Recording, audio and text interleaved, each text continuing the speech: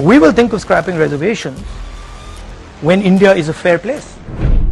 दलितों का मसीहा बनने का ढोंग करने में कांग्रेस पार्टी को महारत हासिल है।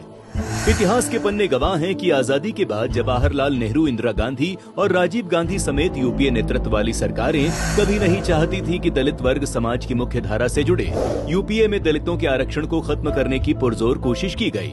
साल 2004 से 2014 तक यूपीए शासन के दौरान ओबीसी आरक्षण में सेंध लगाने के लिए न्यायमूर्ति रंगनाथ मिश्रा की समिति गठित की गई थी कि ओबीसी आरक्षण का 6% मुसलमानों को दिया जाना चाहिए। यूपीए सरकार के दौरान ही 5 सितंबर 2012 को उत्तराखंड के हरीश रावत सरकार ने SC/ST पदोन्नति में आरक्षण को खत्म करने की पहल की थी।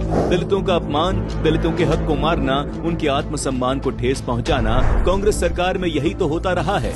यही नहीं, कांग्रेस विधायक ने तो दलित मजदूर से अपने जूते भी चटवाए।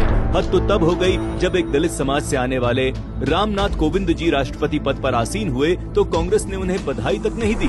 आज राहुल गांधी खुद को दलित वंचित समाज का मसीहा कहते हैं, उनके हक की बात करते हैं, लेकिन शायद वो ये भूल गए हैं कि जवाहरलाल नेहरू ने बाबा साहेब भीमराव अम्बेडकर को लोकसभा चुनाव में समर्थन देने के बजाय उन्हें हराने के लिए तमाम रोड़े अटकाए, क्योंकि नेहरू जी नहीं चाहते थे कि कोई दलित समाज का व्यक्ति संविधान सभा का सदस्य बने।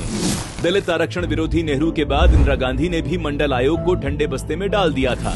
राजीव गांधी ने संसद में सबसे लंबा भाषण आरक्षण के खिलाफ दिया था। उन्होंने उस समय के सबसे बड़े हिंदी अखबार को एक इंटरव्यू दिया था जिसमें उन्होंने ओबीसी आरक्षण के बारे में कहा, आरक्षण के नाम पर मूर्खों को बढ़ावा नहीं दिया जाना चाहिए।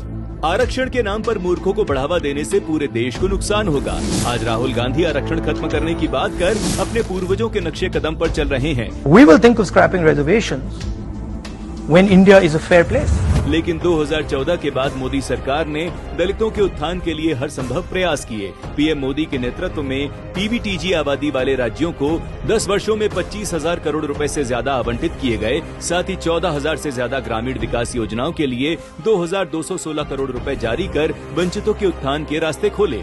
मोदी सरकार ने SC/ST और ओबीसी समाज के युवाओं को मिलने वाली छात्रवृत्ति यानी स्कॉलरशिप को भी बढ़ाया। मेडिकल की सीटों में ऑल इंडिया कोटा में ओबीसी के लिए 27% आरक्षण को लागू किया। पीएम मुद्रा योजना के तहत वंचित वर्गों के लिए 30 लाख करोड़ रुपए की सहायता। हायर एजुकेशन में SC विद्यार्थियों का नामांकन 44% बढ़ा है तो हायर एजुकेशन में ST विद्यार्थियों के नामांकन में 65% की वृद्धि हुई है, तो वहीं ओबीसी विद्यार्थियों के नामांकन में 45% की बढ़ोतरी हुई है। साथ ही वंचितों के उत्थान के लिए अम्ब्रेला योजना, नेशनल SC/ST हब योजना, अनुसूचित जाति के लिए ऋण वृद्धि गारंटी योजना, प्रधानमंत्री अनुसूचित जाति अभ्युदय योजना, पीएम सूरज पोर्टल जैसी योजनाएं चलाई जा रही हैं। विकसित भारत, सशक्त भारत की ओर अग्रसर मोदी सरकार ने हर वर्ग को समान अवसर और समानता के अधिकार के समक्ष लाकर खड़ा कर दिया है। पिछली सरकारों के कार्यकाल में दबे कुचले वर्गों को अब पीएम मोदी के विजन में तरक्की का खुला आसमान मिल रहा है।